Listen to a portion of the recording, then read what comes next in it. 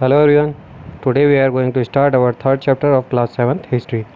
Class 7 की history के third chapter को स्टार्ट करने से पहले हम देख लेते हैं, फिर से एक बार रिवाइज कर लेते हैं कि हम मिडाइवल पीरियड में क्या पढ़ रहे हैं। मिडाइवल पीरियड में हम 750 से लेकर 1750 तक के जो भी इंसिडेंट्स हुए उन सबकी स्टडी कर रहे हैं।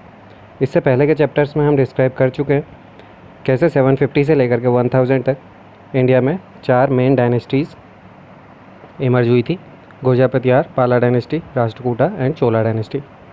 उसके बाद हमने देखा कि 1000 से लेके 1200 तक जब राजपूत रूलर्स इमर्ज हो रहे थे तब फॉरेन इन्वेजन बढ़ गए थे। इसमें हमने महमूद गजनी और मोहम्मद गोरी के अटैक्स को देखा था। उसके बाद आज के चैप्टर में हम 1200 से लेकर के 16th सेंचुरी तक के पीरियड के बारे में स्टडी करेंगे। Our chapter is the Delhi sultans. In this chapter we are going to study the following topics: when Delhi became an important city, emergence of Delhi सल्तनत, finding out about the Delhi Sultans, who were the writers of Tariq and Tawarikh, from garrison town to the empire, the expansion of Delhi Sultanate, the Masjid, a closer look administration and consolidation under the Khaljis and Tughlaqs. What is Iqtidar and what is Muqtis? What happened with the Samantas? Types of taxes, कौन कौन से type के tax होते थे? The Mongol invasion, administrative challenges, and at the last we will study the सल्तनत in the 15 and 16 century. 15 और 16 century में सल्तनत का क्या हुआ। So let's start with our first topic, when Delhi became an important city. इससे पहले के जितने भी 2 चैप्टर्स हमने पढ़े हैं उन चैप्टर्स में हमने कन्नौज को देखा, राष्ट्रकूटा डायनेस्टी के सिटीज़ को, तंजावुर के सिटीज़ को देखा। बहुत सारी सिटीज़ और बहुत सारे नेम्स हमारे सामने आए, लेकिन कहीं पर भी दिल्ली का नाम नहीं आया। कोई भी ऐसा प्लेस नहीं था जहाँ पर किसी डायनेस्टी ने दिल्ली में अपने आप को इमर्ज किया हो या इस्टेब्लिश किया हो या दिल्ली कोई एक इम्पॉर्टेंट सिटी हो। ऐसा क्यों था? क्योंकि जो दिल्ली थी वो 12th सेंचुरी के आसपास एक इम्पॉर्टेंट सिटी के रूप में डेवलप हुई थी। उससे पहले दिल्ली एक इम्पॉर्टेंट सिटी के रूप में डेवलप नहीं हुई थी। इसके बहुत सारे रीज़न हैं जो हम अदर अपनी वीडियोज़ में डिस्कस करेंगे। Under the Tomaras and Chauhans Delhi became an important commercial centre. जो तोमर राजपूत और चौहान राजपूत थे, जो 1000 से लेकर 1200 के बीच में जो राजपूत इमरजेंस हुए थे, उनमें तोमर डायनेस्टी और चौहान डायनेस्टी थी। तो इन दोनों डायनेस्टीज़ के टाइम पीरियड में ही दिल्ली एक इम्पॉर्टेंट कमर्शियल सेंटर बना था। कमर्शियल सेंटर मतलब जहाँ पे ट्रेडिंग की एक्टिविटीज़ बहुत ज़्यादा हो रही थी। Many rich Jain merchants lived in the city and constructed several temples. जो बहुत सारे जैन मर्चेंट्स थे, वो जैन मर्चेंट्स काफ़ी रिच थे जो सिटी के अंदर रहते थे। उन्होंने बहुत सारे टेम्पल्स भी वहाँ पर बनवाए। Coins called dehliwal were minted here and had a wide circulation. वहाँ पे दिल्ली में जो जैन मर्चेंट्स थे वो दहलीवाल नाम के कॉइन बनाते थे और ये कॉइन दिल्ली में बहुत ज़्यादा चले जाते थे। हर एरिया में इन कॉइन्स की डिमांड थी। जो ट्रेडिंग होती थी, लेन देन होता था, वो इन कॉइन्स के थ्रू होता था। जैसे कि आप यहाँ पे पिक्चर में देख सकते हैं किस तरह के कॉइन्स थे। और जो जैन मर्चेंट्स थे उनने बहुत सारे टेम्पल्स भी दिल्ली में बनवाए थे। In 13th century sultans of Delhi came in power. अब 13th सेंचुरी, 12th सेंचुरी तक राजपूत के कंट्रोल में दिल्ली रही, लेकिन 13th सेंचुरी में जब फॉरेन इन्वेजन बढ़ गए थे तो धीरे धीरे फिर जो फॉरेनर्स थे, जैसे कि मेनली जो अफ़गान इन्वेजर थे, उन्होंने दिल्ली में अटैक करके दिल्ली को अपने कंट्रोल में ले लिया और इस तरह से दिल्ली सुल्तान्स वहाँ पे पावर में आ गए। अब सुल्तान क्या होता है? सुल्तान होता है जो किंग हम जिसको हिंदी में बोलते हैं, उसे ही उर्दू में या अरबिक में सुल्तान बोला जाता है। और सल्तनत, अब हम बात करेंगे हमारे नेक्स्ट टॉपिक दिल्ली सल्तनत की। व्हाट इज़ सल्तनत?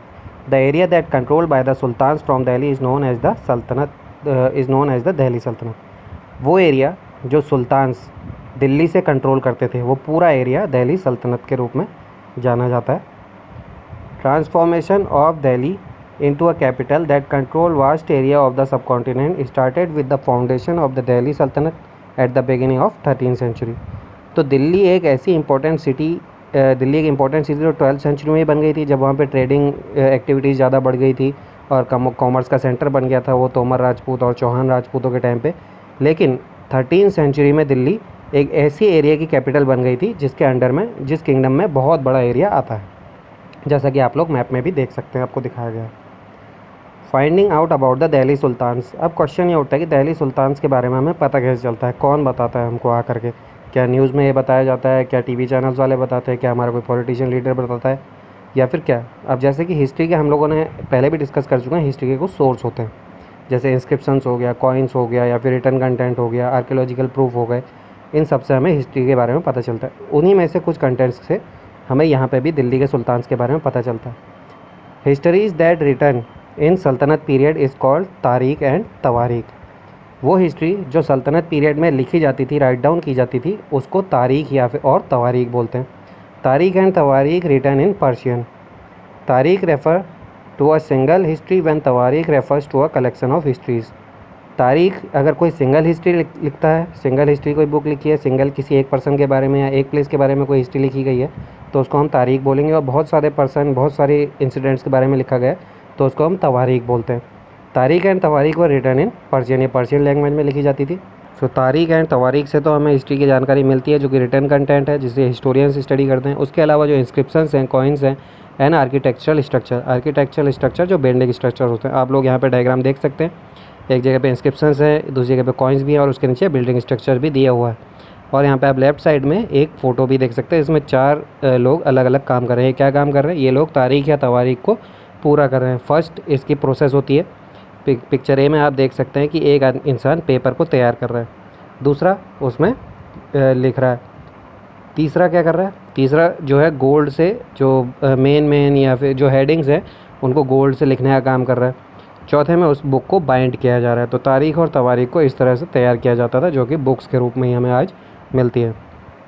Now we know that how we can get the information about the sultanate period from tarikh and tawarikh. But who are the writers of tarikh and tawarikh? कौन लिखता था? क्या फार्मर्स लिखते थे, पुलिस लिखती थी, आर्मी पर्सन लिखते थे, या किंग खुद लिखता था? तो देख लेते हैं। The writer of tarikh and tawarikh were secretaries, administrators, courtiers and poets. जो सेक्रेटरीज होते थे, सचिव होते थे राजा के दरबार में, कोर्ट में, वो लोग इस काम को लिखने के काम को करते थे, तारीख और तवारीख के। एडमिनिस्ट्रेटर्स, जो एडमिनिस्ट्रेटिव अफसर्स होते थे बड़ी बड़ी पोस्ट पे, जैसे आज के टाइम में हम अगर कंपैरिजन करें तो डीएम एक बड़ी पोस्ट का एडमिनिस्ट्रेटिव अफसर होता है, तो इस लेवल के लोग तवारीख या तारीख लिखते थे। कोर्टियर, जो भी दरबारी होते थे, जो राजा के दरबार में बड़े बड़े मिनिस्टर्स वगैरह लेवल के लोग होते थे, वो लिखते थे। और दूसरा पोएट्स, जो पोएट्स होते थे, कवि होते थे। इसके अलावा जो भी लर्न मैन थे, जो भी स्कॉलर्स थे, जिनको अपने अपने एरियाज़ में अच्छी नॉलेज थी किसी भी सब्जेक्ट की, वो लोग तारीख या तवारीख को लिखने का काम करते थे। These writers were emphasizing the importance of the rule of justice. अब ये सभी राइटर्स जो होते थे, ये पढ़े लिखे होते थे, विद्वान लोग होते थे, और ये सभी लोग इस बात पे बहुत ज़्यादा जोर देते थे कि राजा को जो रूल करना है उसमें उसे जस्टिस का बहुत ज़्यादा ध्यान रखना है, कि लोगों के साथ जस्टिस हो। सर्कल ऑफ जस्टिस, अभी यस यहाँ पे एक राइटर ने सर्कल ऑफ जस्टिस बना करके ये उसकी इम्पोर्टेंस समझाई है कि राजा को क्यों जस्टिस पे ज़्यादा जोर देना चाहिए। तो देख लेते हैं। Kings need soldiers and tax. Kings को अपने सोल्जर्स की बहुत ज़्यादा ज़रूरत होती है, और टैक्स कलेक्शन की बहुत ज़्यादा ज़रूरत होती है। Soldiers need salary. अब सोल्जर्स की ज़रूरत किंग को होती है, क्योंकि उसे लड़ाई करनी है और अपने आप किंगडम को प्रोटेक्ट भी करना है। अब टैक्स की ज़रूरत क्यों है? क्योंकि सैलरी चाहिए। सोल्जर्स को सैलरी कहाँ से मिलेगी? जब राजा के पास टैक्स आएगा। Farmers need piece and justice. अब जो किंगडम में फार्मर्स हैं उनको पीस और जस्टिस चाहिए। पीस और जस्टिस का वो क्या करेंगे? फार्मर्स पे टैक्सेस। जब उन पीस मेंटेन रहेगा तो वो अच्छे से एग्रीकल्चर कर सकते हैं, लड़ाई झगड़े से दूर रहेंगे, और उनके साथ जस्टिस होगा, कोई उनकी ज़मीनें नहीं हड़पेगा, कोई भी उनसे बहुत ज़्यादा टैक्स नहीं लेगा, इलीगल टैक्स नहीं लेगा, तो वो अच्छे से टैक्स पे कर सकते हैं। और वही टैक्स पेमेंट फिर सीधा किंग के पास जाएगी, किंग उसी को सैलरी में अपने सोल्जर्स को देगा। इस तरह से सर्कल ऑफ जस्टिस की एक थ्योरी दे करके किंग को इस बारे में जस्टिस की इंपॉर्टेंस को समझाया गया था। Now let's discuss about the dwelling of tarikh and Tawarikh writers. जो भी तारीख और तवारीख के राइटर्स होते थे वो रहते कहाँ थे? ड्वेलिंग मतलब होता है उनके रहने की जगह। The authors of tawarikh lived in cities, mainly Delhi. जो राइटर्स, तवारीख के जो राइटर्स होते थे, बड़ी बड़ी एडमिनिस्ट्रेटिव पोस्ट के लोग होते थे, कोर्ट के लोग होते थे, जो राजा के करीबी लोग होते थे, वो लोग हुआ करते थे। तो वो मेनली कहाँ रहेंगे? वो सिटीज़ के एरिया में रहेंगे, वो कभी भी गाँव के एरिया में नहीं गए थे। They often wrote their histories for sultans in the hope of rich rewards. अब वो हिस्ट्रीज तो लिखते थे, उसमें सुल्तान की बहुत ज़्यादा तारीफ़ कर देते थे। अब ऐसा वो क्यों करते थे? क्योंकि सुल्तान उससे खुश होकर के उन राइटर्स को फिर रिवार्ड देता था, बहुत ज़्यादा पैसा, सोना चांदी या ज़मीन अनुदान में दे देता था। These authors advised rulers on the need to preserve an ideal social order based on birth right and gender distinction. अब वो लोग जो होते थे, जो राइटर होते थे तारीख और तवारीख के, वो बहुत ज़्यादा बड़े पढ़े लिखे लोग होते थे, विद्वान लोग होते थे, लेकिन उनके जो आइडियाज़ थे उसमें एक कमी थी। क्या कमी थी? ये लोग राजा को बार बार ये बताते थे कि आपको social order based on birth right and gender distinction में जो भी बेसिक चीज़ें होती हैं उनको फॉलो करना है। फॉर एग्ज़ाम्पल, जैसे राजा है तो आपको राजा के बेटे को ही राजा बनाना है, या कोई एडमिनिस्ट्रेटिव ऑफिसर है तो उसके बेटे को ही आपने एडमिनिस्ट्रेटिव ऑफिसर बनाना है, किसी और को मौका नहीं देना है। जेंडर डिस्टिंक्शन होता था, मतलब जेंडर बेस्ड डिस्क्रिमिनेशन होता था, बॉय और गर्ल के बीच में डिस्क्रिमिनेशन किया जाता था। आज भी हम अपनी सोसाइटी में देख सकते हैं डिस्क्रिमिनेशन होता है। उसका एक एग्जांपल है जेंडर बेस्ड डिस्क्रिमिनेशन का। In 1236 Razia daughter of Iltutmish became sultan. 1236 में इल्तुतमिश नाम के सुल्तान की बेटी रज़िया राजगद्दी में बैठी। Minhaj i Siraj stated she was more able and qualified than all her brothers. He was not comfortable at having a queen as ruler. Nobles not happy at her attempts to rule independently. अब मिनाज सिराज ने कहा है कि वो अपने सभी भाइयों में सबसे बेहतर थी, वो राजगद्दी के लायक थी, लेकिन फिर भी वो इस बात से कंफर्टेबल नहीं हो पा रहा है कि एक लेडी, कोई लड़की एज अ क्वीन बनकर उसके ऊपर रूल करेगी। और जो नोबल क्लास के लोग थे, जो एडमिनिस्ट्रेटिव पोस्ट के लोग थे, बड़े बड़े मिनिस्टर्स थे, बड़े फैमिलीज़ के लोग थे, जो पावरफुल लोग थे, उन लोगों को भी ये बात पसंद नहीं आई कि एक लेडी उनके ऊपर रूल करेगी। इसलिए 1240 में उसको राजगद्दी से हटवा दिया गया। तो हमने देखा कि दिल्ली जो है सुल्तान्स के कंट्रोल में आ गई थी, और सल्तनत बोलते हैं किंगडम को, ठीक है। तो दिल्ली सुल्तान जिस एरिया में रूल करते थे उसे दिल्ली सल्तनत बोला गया। अब ये दिल्ली सल्तनत जो एम्पायर है वो बड़ा कैसे हुआ, देखिए, from garrison town to empire. एक गैरिसन टाउन से ये एम्पायर बना है। गैरिसन टाउन क्या होता है, यहाँ पे देखते हैं। In the early 13th century control of the Delhi sultans rarely went beyond heavily fortified towns occupied by garrisons। अब यहाँ पे एक वर्ड आया गैरिसन। गैरिसन मतलब होता है किले, ऐसे किले जो शहर के चारों तरफ होते हैं, जहाँ पे सैनिक रखे जाते हैं। सुल्तान सेंडम कंट्रोल द हिंटरलैंड। अब हिंटरलैंड वो एरियाज़ होते हैं जो गैरिसन टाउन से दूर होते हैं, होते तो किंगडम के अंदर ही हैं, जैसे आपको यहाँ पे डायग्राम में भी दिखाया गया है। एक जगह पे गैरिसन टाउन है जो चारों तरफ से वॉल से कवर्ड है, फोर्ट से कवर्ड है, इसमें मिलिट्री भी रहती है, लेकिन उसके अलावा जो एम्पायर के अंदर के पार्ट्स होते हैं, जो जंगलों से होते हुए बीच के रास्ते होते हैं, दूर दूर के एरियाज़ होते हैं, वहाँ पर उन एरियाज़ को हिंटरलैंड बोला गया, जहाँ पे गैरिसन टाउन्स नहीं थे, या जहाँ पे आर्मी को भेजने में डायरेक्ट आर्मी नहीं भेजी जा सकती थी। तो उन एरियाज़ में बहुत कम कंट्रोल किंग का होता था, मेनली वो गैरिसन टाउन से ही कंट्रोल किया करते थे सिटीज़ को। The cities were depend upon trade, tribute और plunder for goods and services. जो सिटीज़ होती थी वो ज़्यादातर सिटीज़ में जो इनकम कैसे आती थी, वो ज़्यादातर जो है ट्रिब्यूट पे डिपेंड रहते थे, कि जो उनके अंडर में लोग होते थे वो जा कर के उन्हें ट्रिब्यूट देंगे, उपहार देंगे, या फिर प्लंडर। प्लंडर होता है लूटपाट। गैरिसन टाउन से सिपाही इधर उधर जाते थे और लूटपाट करके सारा सामान लेकर के वापस अपने गैरिसन टाउन में आ जाते थे। जो सामान होता था वो लेके आते थे, और सर्विसेज भी वो इसी तरह से वहाँ पे प्रोवाइड होती थी गैरिसन टाउन्स में। इस तरह से हम इस डायग्राम में पूरे में देख लेते हैं कि गैरिसन टाउन से लेकर के दूर हिंटरलैंड में कंट्रोल करना बहुत टफ हो गया था। अब जैसे इस डायग्राम में भी हम देख सकते हैं, यहाँ पे इंडिया का मैप दिखाया गया है। ये जो डार्क ब्राउन एरिया है ये पूरा दिल्ली सल्तनत के कंट्रोल में एरिया था। अब दिल्ली से देखिए दूर दूर तक गैरिसन टाउन थे, और बीच के पार्ट जितने भी होंगे वो सब हिंटरलैंड में आएंगे, जहाँ पे गैरिसन टाउन नहीं हुआ करते थे। लेकिन ये पूरा एरिया सल्तनत के अंडर में ही आता था, और लेकिन ये सुल्तान का जो मेन जो कंट्रोल था वो केवल गैरिसन टाउन्स में ही रहता था। कभी कभी गैरिसन टाउन से भी सुल्तान का जो है कम्युनिकेशन टूट जाता था, जिससे बहुत ज़्यादा प्रॉब्लम्स आ जाती थी। सीधा एक्सपेंसन ऑफ द दिल्ली सल्तनत। अब एक गैरिसन टाउन में कंट्रोल था लेकिन हिंटरलैंड में नहीं था, लेकिन वो एरिया पूरा किंगडम के अंदर ही आता था। तो अब यहाँ पे हम इस टॉपिक में हम जानने की कोशिश करेंगे कैसे एक्सपेंड हुई दिल्ली सल्तनत, कैसे ये हिंटरलैंड के एरिया में इन्होंने कंट्रोल करा, और कैसे जो पूरा किंगडम का एरिया था उस एरिया को इन्होंने एक्सटर्नल फ्रंटियर्स में भी बढ़ाया, मतलब अपनी बाउंड्रीज, अपनी सीमाओं को आगे बढ़ा दिया। Let's take a look. Consolidation occur during the reign of Ghiyasuddin Balban and further expansion under Alauddin Khilji and Mohammad Tughlaq. Consolidation मतलब होता है मजबूती। जो ये एम्पायर की जो मजबूती थी वो किसके टाइम में बढ़ी, गयासुद्दीन बलबन एक रूलर था, उसके टाइम में ये स्टार्ट हुआ, और उसके बाद अलाउद्दीन खिलजी और मोहम्मद तुगलक के टाइम पे ये सबसे ज़्यादा बढ़ गया था। Let's take a look in internal frontier. Internal frontier मतलब किंगडम के अंदर। गैरिसन टाउन में तो सुल्तान्स का कंट्रोल था, लेकिन जो हिंटरलैंड्स थे उनके अंदर कंट्रोल नहीं था। तो किंगडम की जो पहले की बाउंड्रीज़ थी उन बाउंड्रीज़ के अंदर इंटरनल फ्रंटियर का यही मतलब, वहाँ पे सुल्तान ने कैसे अपने हिंटरलैंड्स में अपने कंट्रोल को बढ़ाया वो इसमें बताया गया है।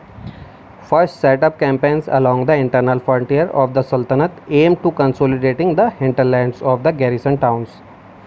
Campaigns involved forest being cleared in the Ganga Yamuna Doab and expulsion of hunter gatherers and pastoralists from their habitat।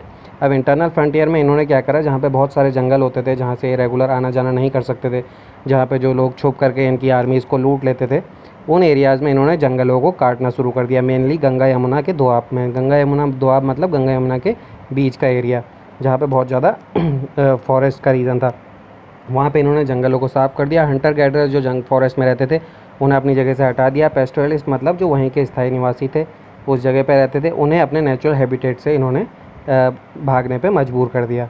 Lands were given to peasant, अब जो लैंड इन्होंने फॉरेस्ट काट के प्लेन कर दिया, हिंटरलैंड का एरिया, उसको इन्होंने किसानों को दे दिया। New fortress and garrison towns were establish to protect trade routes to promote the trade in the region. अब इस पिक्चर में आप देख सकते हैं किस तरह से जंगलों को साफ़ किया गया, ज़मीनें किसानों को दे दी गई, किसानों ने फिर वहाँ पे एग्रीकल्चर स्टार्ट करा, और उसके अलावा जो ट्रेड रूट्स थे वहाँ पे जगह जगह और ज़्यादा गैरिसन टाउन बना दिया। अब ट्रेड रूट में गैरिसन टाउन बनाया, क्या रीज़न था? इसका रीज़न ये था कि जब भी यहाँ से ट्रेडिंग के लिए कारवांस में लोग जाएंगे, अपने साथ सामान ले जाएंगे, पैसा ले जाएंगे, तो रास्ते में उन्हें कोई लूट सकता है। लूटपाट से रोकने के लिए, प्लंडर से रोकने के लिए जगह जगह गैरिसन टाउन बनाए गए ट्रेड रूट्स में, ताकि अगर कहीं पे भी कोई किसी भी तरह का अटैक हो तो आर्मी को वहाँ पे टाइम पे पहुँचाया जा सके।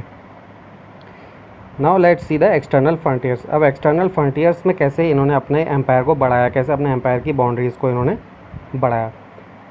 Second expansion occurred along the external frontier of the सल्तनत। पहला इससे हमने देखा एक्सपेंशन जो है इंटरनल फ्रंटियर, जो किंगडम के अंदर के एरिया थे उनमें हिंटरलैंड में कंट्रोल करने के लिए उन्होंने बढ़ाया था। जब जंगल साफ़ हो जाएंगे तो वहाँ पे निगरानी करने में आसानी रहेगी। दूसरा जो एक्सपेंशन था वो एक्सटर्नल हुआ। एक्सटर्नल मतलब बाउंड्रीज़ को बाहर से बढ़ाया गया, किंगडम की बाउंड्रीज़ को ही बढ़ा दिया गया।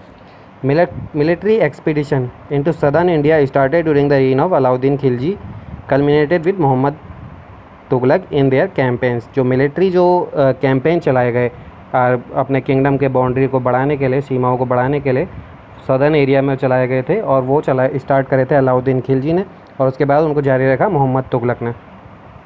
सल्तनत armies captured elephants, horse and slaves and carried away precious metals by the end of Mohammad Tughlaq's reign. The armies of the Delhi Sultanate had marched across a large part of the subcontinent, defeated rival armies and seized cities. Sultanate collected taxes from the peasantry and dispatched justice in its realm.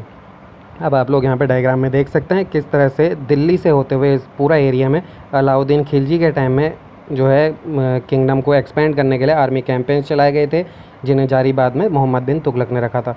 अब इसमें क्या होता था, ये armies लेकर के जाते थे दूसरे किंगडम्स को, सिटीज़ में, वहाँ जाकर के अटैक करते थे। जो आर्मी डिफीट हो जाती थी उसके जितने भी एलिफेंट्स होते थे, हॉर्स होते थे, उनको अपने पास रख लेते थे। वहाँ का जो भी सामान, गोल्ड वगैरह सब लूट करके अपने पास रख लेते थे। वहाँ के लोगों को स्लेव्स बना लेते थे और अपनी आर्मी में ज्वाइन करवा लेते थे। इस तरह से इन्होंने बहुत सारी सिटीज़ को सीज़ करा मतलब कैप्चर कर लिया, और फिर लोगों को वहाँ पे टैक्स देने के लिए मजबूर करा। लोग फिर इन्हें टैक्स देते थे। उसके अलावा तारीख़ और तवारीख़ के राइटर्स ने यह भी लिखा है कि इन रूलर्स ने जस्टिस को फिर वहाँ पे इम्प्लीमेंट करा। Now let's take a look masjid. What is masjid? A mosque called a masjid in Arabic. Arabic में मॉस्क को मस्जिद बोला जाता है। Is a place where a Muslim prostrates in reverence of Allah, जहाँ पे मुस्लिम जो है अल्लाह के सामने प्रेयर कर सकते हैं। इन अ कॉन्ग्रीगेशनल मॉक्स, मस्जिद जामी और Jama Masjid, Muslims read there prayers, नमाज टुगेदर। जो कॉन्ग्रीगेशनल मॉस्क होती है, जैसे कि जामा मस्जिद हो गया, वहाँ पे मुस्लिम्स अपनी प्रेयर, जिसे कि नमाज बोला जाता है, वो एक साथ परफॉर्म करते हैं। Members of the congregational choose the most respected learned male as their leader. जो सबसे रिस्पेक्टेड विद्वान पुरुष होता है या मेल पर्सन होता है, उसको एज अ लीडर ये लोग मॉस्क में सेलेक्ट कर लेते हैं, और उसी लीडर को इमाम बोला जाता है। For the rituals of prayer, who also delivers the sermon during the Friday prayer. Friday को प्रेयर के बाद, प्रेयर के समय ये खुतबा या फिर सरमन भी डिलीवर करता है लोगों को। इमाम की बात हो रही है। During prayer Muslims stand facing Mecca. In India this is to the west, this is called the qibla. Prayer के टाइम में मुस्लिम्स मक्का की ओर फेस करके प्रे करते हैं। इंडिया में वो डायरेक्शन वेस्ट में है। अगर इंडिया से हम देखें मक्का की ओर है तो वेस्ट की डायरेक्शन में है, इसीलिए इंडिया में जो भी मुस्लिम्स होंगे वो वेस्ट की डायरेक्शन में बैठ करके प्रेयर को परफॉर्म करेंगे। इस प्रोसेस को बोला जाता है किबला। जब आप वेस्ट की तरफ बैठ करके प्रेयर करते हैं किसी मस्जिद में तो उसे बोला जाता है किबला। Delhi Sultans built several mosques in cities all over the subcontinent and it demonstrated their claims to be protector of Islam and Muslim। अब दिल्ली सुल्तान्स ने पूरे सबकॉन्टिनेंट में जगह जगह बहुत सारी जो है मॉस्क बनाई। इन मॉस्क को बनाने के पीछे उनका रीज़न था कि वो अपने जो आवाम थी, जो लोग थे, उनको ये बताना चाहते थे कि वो एज अ प्रोटेक्टर वर्क कर रहे हैं मुस्लिम्स के और इस्लाम के, कि वो मुस्लिम या इस्लाम के प्रोटेक्टर हैं, इसलिए वो जहाँ हर जगह पूरे सब कॉन्टिनेंट में जो है मॉस्क बनाते थे। As we can see in figure first, Quwwat al Islam mosque and Minar build during the last decade of 12th century. जैसा कि हम फर्स्ट अपने फिगर में देख सकते हैं, कुव्वत अल इस्लाम मॉस्क यहाँ पे दिखाई गई है, ये 12th सेंचुरी के लास्ट डिकेड में बनाई गई थी। This was the congregational mosque of the first city build by the Delhi sultans. Delhi sultans ने जो पहली सिटी बनाई गई थी वहाँ पे कॉन्ग्रीगेशनल मॉस्क भी बनाई उन्होंने। Described in the chronicles as Delhi i Kuhna the old city, जिसे बताया गया है दिल्ली ए कुन्हा जो पुरानी दिल्ली है। The mosque was enlarge by Iltutmish and Alauddin Khilji. इस मॉस्क को फिर बाद में बड़ा किया इल्तुतमिश ने और अलाउद्दीन खिलजी ने। The minar was build by 2 sultans, Qutbuddin Aibak and Iltutmish. अब इसके साथ जो मीनार दिखाई गई है वो कुतुब मीनार है, इसको बनाया था कुतुबुद्दीन ऐबक ने, इसको बनाना स्टार्ट किया था लेकिन इसको लास्ट में ख़त्म करवाया था इल्तुतमिश ने। तो 2 रूलर्स ने ये कुतुब मीनार को बनवाया था।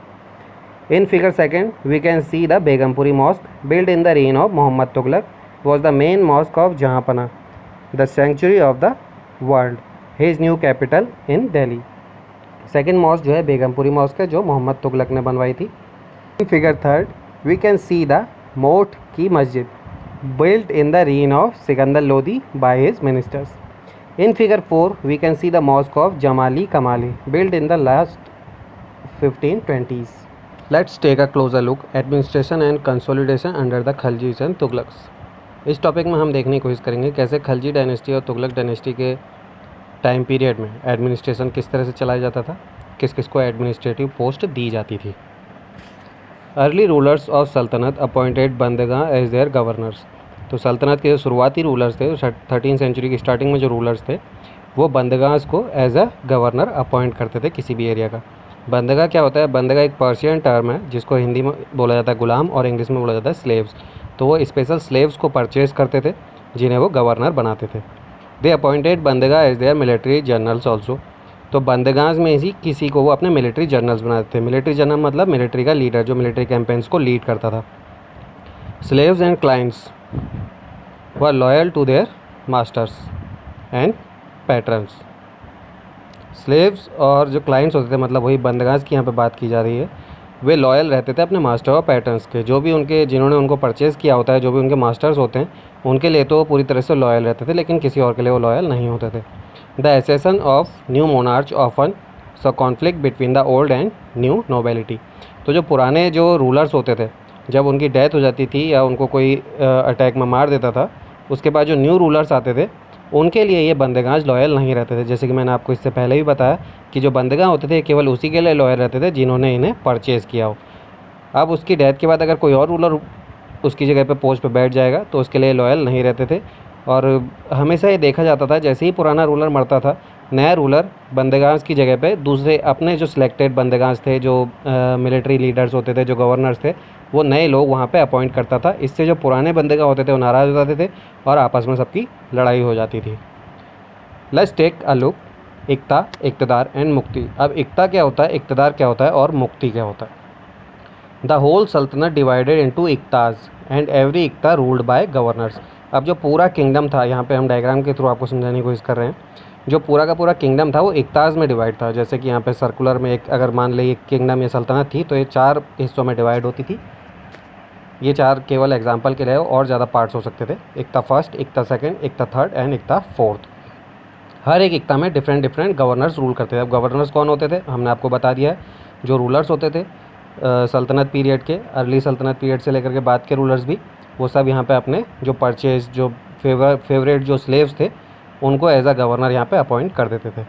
इक़्तिदार एंड मुक्ति। अब इक़्तिदार और मुक्ति क्या होता है? गवर्नर ऑफ एनी इक्ता कॉल्ड इक़्तिदार और मुक्ति। अब वही गवर्नर जो किसी इक्ता को गवर्न करते थे उन्हीं को हम इक़्तिदार या मुक्ति बोलते हैं। यूजुअली मिलिट्री कमांडर्स वर अपॉइंटेड एज मुक्ति ऑफ द इक्ताज। अब नॉर्मली क्या होता था, जो मिलिट्री कमांडर्स होते थे उन्हीं को एज अ गवर्नर या मुक्ति या फिर इक़्तिदार किसी इक्ता में अपॉइंट किया जाता था। Duties of the muqtis, lead military campaigns. हमने आपको बताया जो मिलिट्री जनरल्स होते थे उन्हीं को मुक्तीज़ की पोस्ट मिलती थी। ऐसा क्यों होता? क्योंकि ये मिलिट्री कैंपेन्स को लीड करते थे। Maintain law and order in their iqtas. अब इनकी एक और रिस्पॉन्सिबिलिटी होती थी कि अपने इक्ताज जो भी रीजन में गवर्नर हैं वहाँ पे लॉ एंड ऑर्डर की सिचुएशन को कंट्रोल करेंगे। Muqtis collected the revenue from their iqtas as their salary. अब जो मुक्तीज़ को जो इक्ता दिया है, जिस पार्ट पे उन्हें गवर्नर बनाया गया है, वहाँ का जितना भी रेवेन्यू कलेक्शन होता था वो सब अपने पास कलेक्ट करके रख लेते थे। और वो रेवेन्यू कलेक्शन क्या होता था, इन मुक्तीज़ की या इक्तदार की सैलरी होता था। उसमें से कुछ पार्ट से सुल्तान को पहुँचाते थे और बाकी अपने पास रख लेते थे। They had to pay salaries to their soldiers from the collected revenue. अब जो रेवेन्यू इन्होंने कलेक्ट कर लिया है, जो टैक्स कलेक्शन हो गया, उसमें जितना पार्ट इन्होंने अपने पास रखा, उसमें से इन्हें अपनी आर्मीज़, जो आर्मी इनके कंट्रोल में होती थी, जिसको लेकर के मिलिट्री कैंपेन में जाते थे, उन सोल्जर्स को भी सैलरी देनी होती थी। They could maintain an army with the permission of the sultan.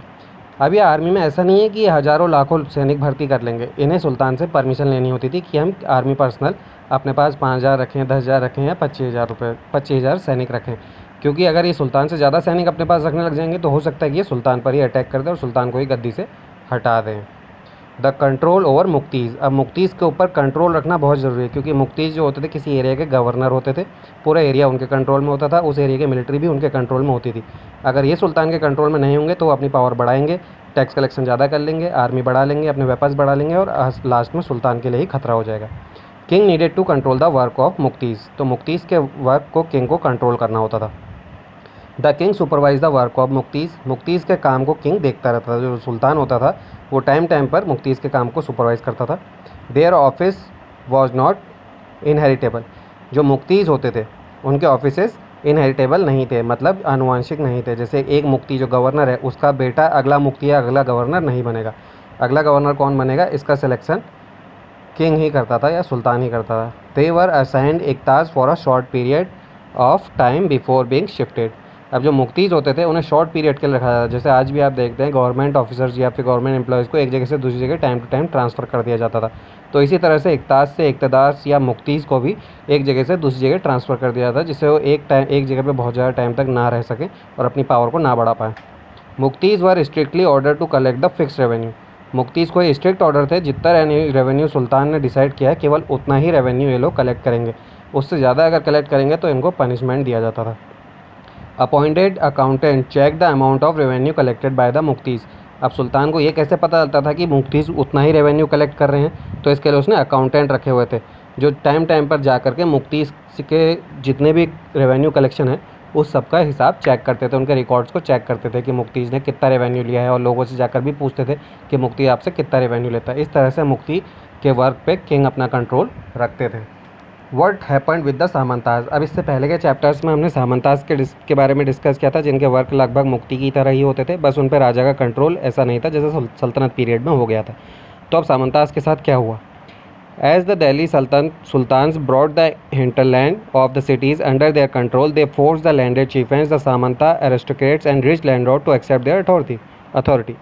अब धीरे धीरे जब दिल्ली के सुल्तान्स ने हिंटरलैंड में अपना कंट्रोल बढ़ाना शुरू कर दिया, तो हिंटरलैंड में जितने भी लैंडेड चीफें थे, जो ज़मीन के मालिक थे, जो सामंताज थे, जो बड़ी फैमिली के रिच पर्सन्स थे, रिच लैंडलॉर्ड्स थे, उन सबको अपनी अथॉरिटी एक्सेप्ट करने के लिए उन्होंने मजबूर कर दिया। अगर वो ऐसा नहीं करते तो उनके अगेंस्ट मिलिट्री कैंपेन चलाए जाते थे। तो उन सबको जो है कंट्रोल में कर लिया किंग ने। Under Alauddin Khilji, the state brought the assessment and collection of land revalue under its own control.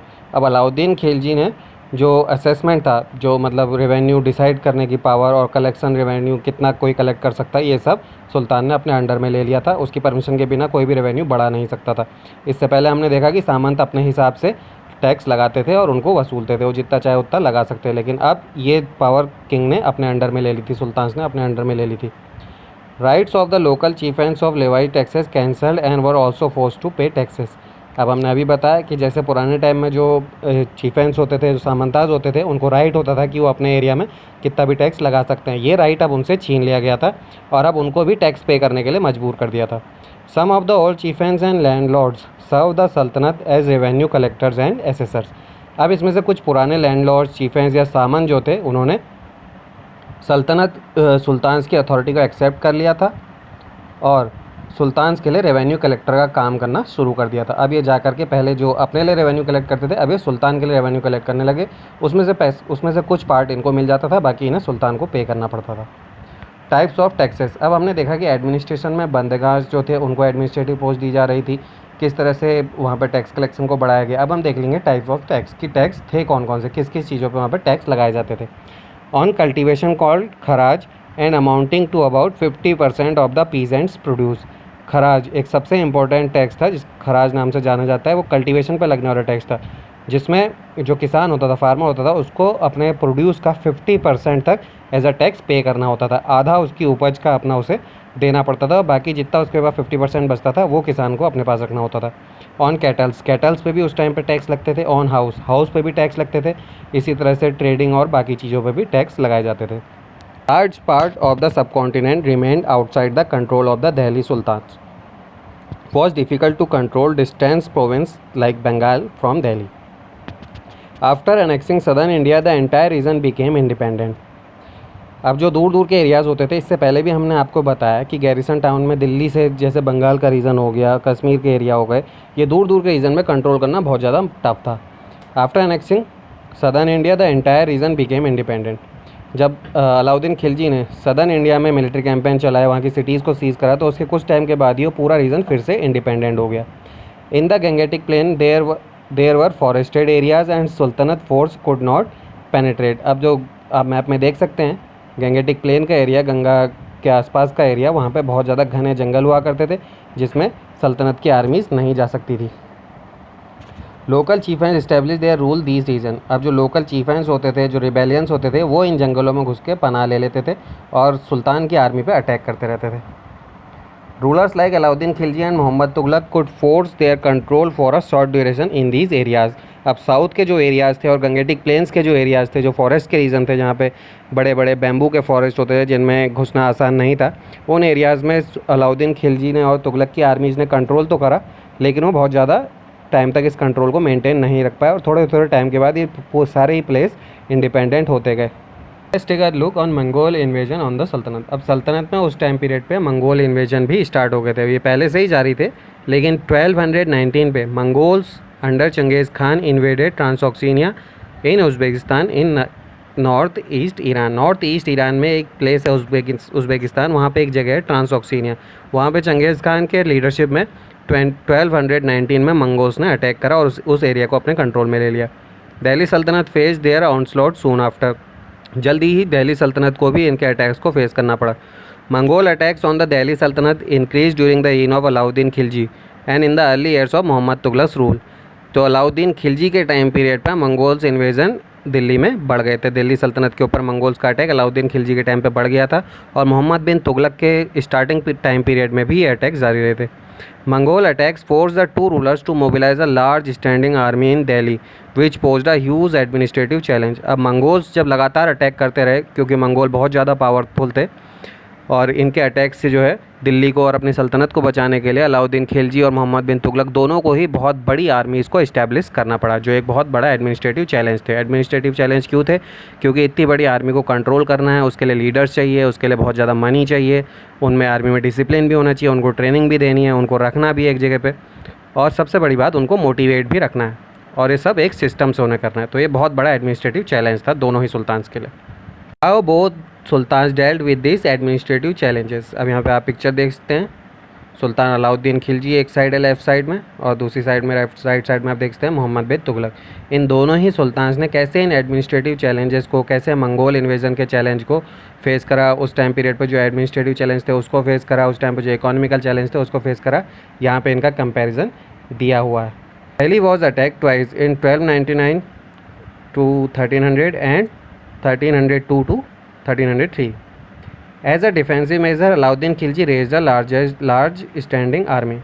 अब मंगोल जो थे वो 1299 से लेकर के 1300 तक और फिर 1302 से लेकर 1303, इन दो टाइम पीरियड्स पे मंगोल ने दिल्ली पे 2 बार अटैक करे। इन अटैक से अपने आप को डिफेंस करने के लिए अलाउद्दीन खिलजी ने एक बहुत बड़ी आर्मी को इस्टेब्लिश करा।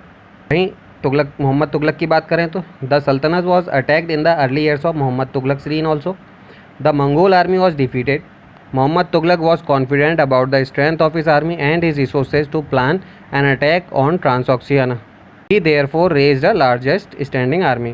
अब मोहम्मद बिन तुगलक के टाइम पीरियड पर भी जो है मंगोल्स ने अटैक करे, उसके स्टार्टिंग टाइम पर यहाँ पे भी मंगोल्स को डिफीट होना पड़ा। इससे पहले अलाउद्दीन ने भी उनको डिफीट करा था, लेकिन मोहम्मद बिन तुगलक इस जीत के साथ बहुत ज़्यादा कॉन्फिडेंट हो गया था और उसने ट्रांसऑक्सीनिया पे अटैक करने की पूरी प्लानिंग भी कर ली थी। इसके लिए उसने बहुत बड़ी आर्मी को इस्टेब्लिश करा। Alauddin constructed a new garrison town name Siri for his soldiers. Alauddin ने दिल्ली सिटी में सीरी नाम का एक नया गैरिसन टाउन इस्टेब्लिश करा जिससे कि वो दिल्ली की प्रोटेक्शन कर सके, जहाँ पे वो अपने आर्मीज़ को रखता और जब मंगोल इन्वेजन होते तो आर्मी दिल्ली को प्रोटेक्ट कर लेती। Rather the construction A new garrison town, the oldest of the 4 cities of Delhi है कोना, was emptied of its residents and the soldiers garrisoned there during Muhammad bin Tughlaq's reign. The residents of the old city were sent to the new capital of Daulatabad in south. अब मोहम्मद बिन तुगलक ने क्या करा, अलाउद्दीन तुगलक ने तो सीरी को नया गैरिसन टाउन सीरी बनाया, लेकिन मोहम्मद बिन तुगलक ने जो सबसे पुराना सिटीज़ थी दिल्ली में, दहली कोना, उसको एम्प्टी करवा दिया, उसको खाली करवा दिया और वहाँ पे सोल्जर्स को रखने की व्यवस्था कर दी, जिससे कि वो जो दहली कोना है वो उसने गैरिसन टाउन के रूप में डेवलप कर दिया और जो बाकी लोग थे उस सिटी के रहने वाले उनको उन्होंने साउथ की ओर दौलताबाद में भेज दिया, जहाँ पे उसने एक नई सिटी इस्टेब्लिश करी दौलताबाद, और लोगों को बोला दहली कोहना में रहने वाले लोगों को कि अब आप इस सिटी को छोड़ करके दौलताबाद की तरफ चले जाओ क्योंकि हमने दहली कोहना को एक गैरिसन टाउन बना दिया है। In Alauddin Khilji's reign the soldiers had to be fed. This was done through the produce collected as tax from lands between the Ganga and Yamuna. Tax was fixed at 50% of the peasant yields. अब हमने देखा कैसे अलाउद्दीन खिलजी ने जो है मंगोल से defence करने के लिए आर्मी बनाई, कैसे मोहम्मद बिन तुगलक ने अटैक करने के लिए आर्मी को इस्टेब्लिश करा। दोनों ने आर्मी इस्टेब्लिश करी, दोनों के रीज़न अलग अलग थे। अलाउद्दीन ने एक नया गैरिसन टाउन बनाया था सीरी, और तुगलक ने जो पुराना एक सिटी थी उसको एम्प्टी करवा के उसी को ही गैरिसन टाउन बनाया था। अब यहाँ पे देखो दोनों ने आर्मी रखी थी, अब आर्मी को क्या चाहिए, खाने की ज़रूरत है। अब अलाउद्दीन खिलजी के टाइम पे क्या होता था, जो गंगा यमुना के एरिया होता था वहाँ पे कल्टीवेशन करके जो फिक्स टैक्स होता था 50% ऑफ द प्रोड्यूस वो पीजेंट से लिया जाता था, और वो जो अनाज लिया जाता था उसको सेना को दे दिया जाता था कि वो उससे अपना खाना खाएं, और बाकी एडमिनिस्ट्रेटिव वर्क भी किए जाते थे। In Muhammad bin Tughlaq time produce from the same area was collected as tax to feed the army. वही जिस एरिया से गंगा यमुना के एरिया से जहाँ से अलाउद्दीन खिलजी टैक्स कलेक्शन करके अपनी आर्मी को खाना खिलाता था, उसी एरिया से टैक्स कलेक्शन के रूप में जो भी क्रॉप्स वगैरह उनको मिलती थी, उसी से ये मोहम्मद बिन तुगलक भी अपनी आर्मी को खाना खिलाता था। But to meet the expense of maintaining such a large number of soldiers the sultan levied additional taxes. अब ये मोहम्मद बिन तुगलक ने बहुत बड़ी आर्मी रख ली थी, तो इसके लिए उसको और भी ज़्यादा एडिशनल टैक्स लोगों पे लगाने पड़े। This coincided with famine in the area, जिससे उस एरिया में बहुत ज़्यादा प्रॉब्लम क्रिएट हो गई। The soldiers had to be paid. Alauddin chose to pay his soldiers salary in cash rather than iqtas. अब अलाउद्दीन ने क्या करा, जो इक्ता होते थे मिलिट्री गवर्नर्स को मिलते थे, जो मुक्तीस को मिलते थे, वहाँ पे से उनको टैक्स कलेक्शन के रूप में जो भी रेवेन्यू होता था वो एज अ सैलरी मिलता था। तो एज अ सैलरी इससे पहले के रूलर्स इक्ताज देते थे, लेकिन अलाउद्दीन ने क्या करा, अलाउद्दीन ने कैश में सैलरी देना स्टार्ट कर दिया। The soldiers would buy there supplies from merchants in Delhi and it was दस feared that merchant would raise their prices. To stop this, Alauddin controlled the price of goods in Delhi. Prices were carefully surveyed by officers and merchants who did not sell at the prescribed rates were punished. अब आप लोग आज भी देखते होंगे, जब भी आप मार्केट जाते होंगे तो किसी भी चीज़ में एक फ़िक्स प्राइस रहता है, उस प्राइस से ऊपर दुकानदार आपसे ले नहीं सकता। तो ये इस चीज़ की शुरुआत अलाउद्दीन खिलजी ने करी थी। जब भी अलाउद्दीन खिलजी ने जब इक्ताज में सैलरी देना बंद करा तो उसने सोल्जर्स को कैश में सैलरी देना स्टार्ट कर दिया, जिससे सोल्जर जो भी सप्लाई का उनको सामान चाहिए वो मार्केट से या फिर मर्चेंट से खरीद सकते हैं। अब इससे एक नुकसान हो सकता था कि जो मर्चेंट्स थे वो अपना प्राइस बढ़ा सकते थे। अब इसके लिए भी अलाउद्दीन खिलजी ने पूरे मर्चेंट्स के ग्रुप को कंट्रोल में रखा, वहाँ पे अपना एडमिनिस्ट्रेशन को बहुत ज़्यादा पावरफुल रखा, और इस बात का पूरा ध्यान रखा कि कोई भी मर्चेंट एक फ़िक्स प्राइस से ऊपर कोई भी चीज़ का कोई एक फ़िक्स प्राइस उसने डिसाइड कर दिया, और उससे ऊपर का जो भी उस प्राइस से ऊपर जो भी मर्चेंट मांगता था किसी से भी पैसा, तो उसको पनिश किया जाता था। Muhammad bin Tughlaq also paid his soldiers cash salaries. Muhammad bin Tughlaq भी अपने सोल्जर्स को कैश में सैलरी देता था, but instead of controlling price he used a token currency. लेकिन प्राइस को कंट्रोल करने की बजाय उसने टोकन करेंसी स्टार्ट कर दी। जैसे कि आज की हम देखते हैं, आज भी जो हमारी करेंसी है वो टोकन करेंसी है, क्योंकि इसमें क्या है, पेपर का यूज़ होता है। Something like present day paper currency but made out of cheap metals. लेकिन उसने जो मेटल यूज़ करा वो बहुत चीप था, उसने गोल्ड या सिल्वर यूज़ नहीं करा, उसने बहुत चीप मेटल यूज़ करा। People in the 14th century did not trust these coins. जो 14th century के लोग थे वो इस चीप मेटल पे ट्रस्ट नहीं कर पाए, क्योंकि वो बहुत ही ख़राब क्वालिटी के मेटल के कॉइन थे। दे वर वेरी स्मार्ट, और वहाँ उस टाइम पे लोग बहुत स्मार्ट भी थे। They saved their gold and silver coins and paid all their taxes to the state with this token currency. उन लोगों ने जो भी अपना टैक्स पे करना था उसके लिए अपने गोल्ड और सिल्वर के कॉइन्स को तो उन्होंने छुपा लिया क्योंकि उसकी बहुत ज़्यादा वैल्यू थी। अब जो चीप क्वालिटी का मेटल था जिससे नई टोकन करेंसी मोहम्मद बिन तुगलक लेके आया था, उससे उन्होंने टैक्स पे करना शुरू कर दिया, जिससे जो प्रीसियस मेटल जो गवर्नमेंट के पास जाता मोहम्मद तुगलक के टाइम पे वो आना बंद हो गया। This cheap currency could also भी काउंटरफाइटेड ईजीली। इस चीप करेंसी की डुप्लीकेट कॉपी भी आसानी से बनाई जा सकती है, जिससे इकोनॉमी को बहुत ज़्यादा नुकसान होने लगा। Alauddin's administrative measures were quite successful and chroniclers praised his reign for its cheap prices and efficient supplies of goods in the market. Alauddin ने जो एडमिनिस्ट्रेटिव मेज़र करे वो बहुत ज़्यादा सक्सेसफुल रहे, और जो क्रॉनिकलर्स हैं, जो हिस्टोरियन, जो विद्वान लोग हैं, उन्होंने इस बात की बहुत प्रशंसा की है कि अलाउद्दीन के टाइम में जो प्राइस थे चीज़ों के वो बहुत ज़्यादा सस्ते थे और सप्लाई भी रेगुलर बनी रहती थी। He successfully withstood the threat of Mongol invasion. इसके अलावा जो मंगोल इन्वेजन था उसके अगेंस्ट भी अलाउद्दीन सक्सेसफुली खड़ा रहा और कभी भी मंगोल से डिफीट नहीं हो पाया। Mohammad Tughlaq's administrative major were a failure. Mohammad Tughlaq के एडमिनिस्ट्रेटिव मेजर फेलियर थे। कैसे? His campaign into Kashmir was disaster. Kashmir में उसने एक कैंपेन चलाया था जो उसके लिए डिज़ास्टर साबित हुआ, वहाँ उसको हार का सामना करना पड़ा। He then gave up his plans to invade Transoxiana and disbanded his large army. अब ट्रांसऑक्सीनिया पे जब उसने अटैक करने का प्लान करा था तो उस टाइम पे वहाँ की पॉलिटिकल सिचुएशन बहुत ज़्यादा ख़राब थी, वहाँ पे कोई सेंट्रल गवर्नमेंट का ठीक से कंट्रोल नहीं था।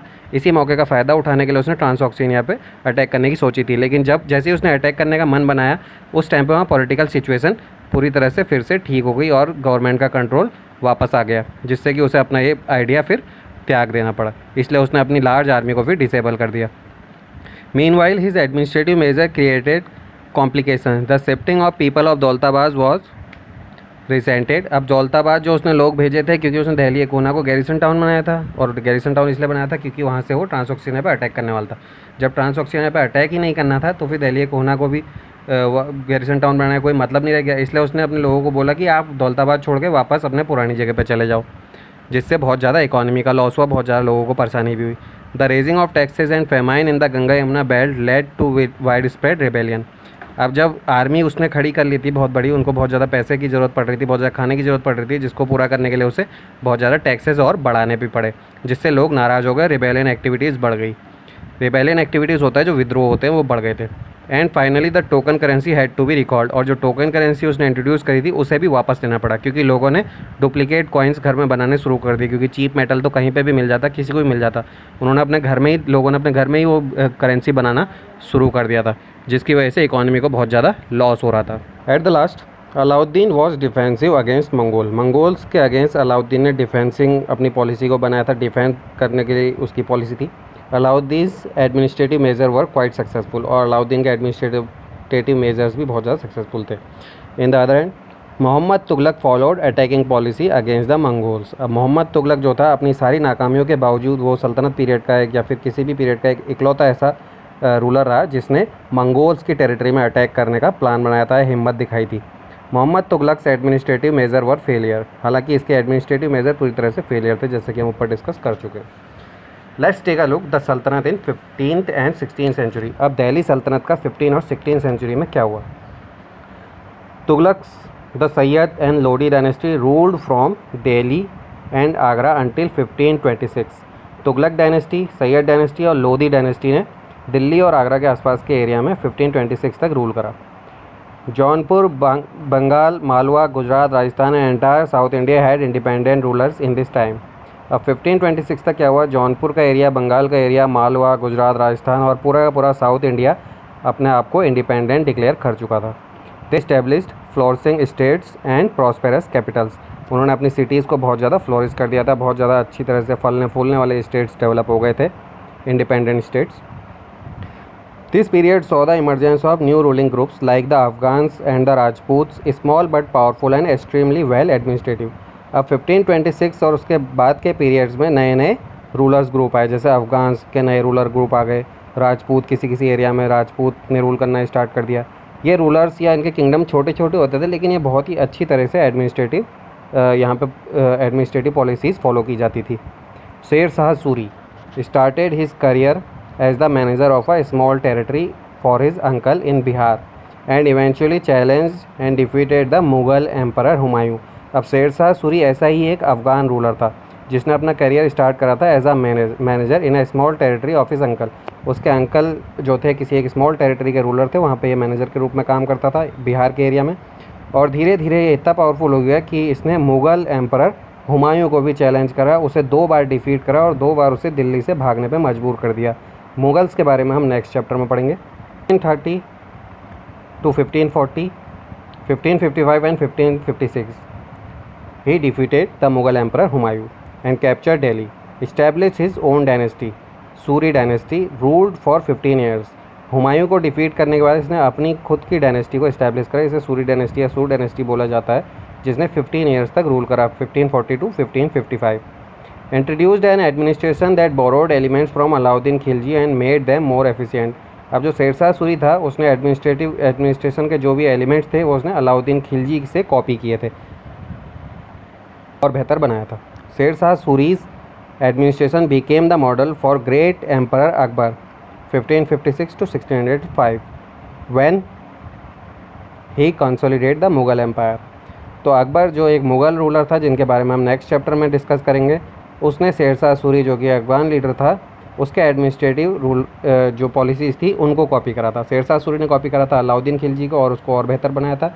उसी तरह से अकबर ने शेर शाह सूरी के एडमिनिस्ट्रेशन पॉलिसीज़ को कॉपी करा और उनको और ज़्यादा बेहतर बनाया था जब वो अपने मुग़ल एम्पायर को मजबूत बना रहा था।